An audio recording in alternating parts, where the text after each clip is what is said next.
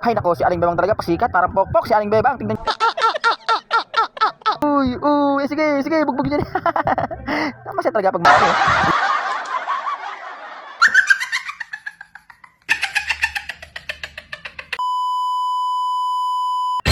Hay nako, si Aling Bebang talaga pasikat, parang pokpok si Aling Bebang. Tingnan. Yan naman, ang suot ni Aling Bebang, magpapaagaw lang yan mga idol, tingnan nyo.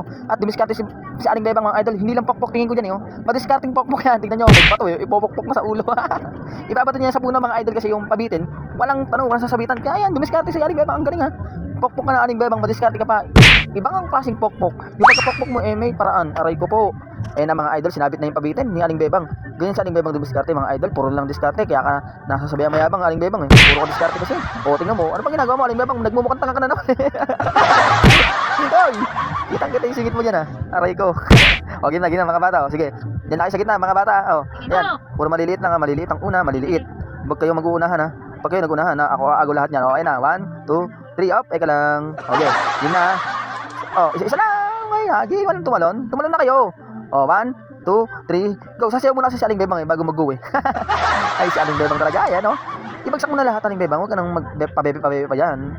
Pilingyarang pokpok ka pa naman Aling Bebang. Wala tumalon, ako. Kung sa Aling Bebang tinalo na lahat yan. Mga bata, ano bang ginagawa nyo? Sungkabin nyo na lahat yan. Uy, sige, bugbog nyo. Masaya talaga pag mga bata yung mga nakikita mong ganyan, masaya ka na, di ba? Di ba, masaya, ganyan lang. Relax lang mga idol. Ubos. Nagbukbang ang mga bata sa mabitin ni Aling Bebang. Jackpot.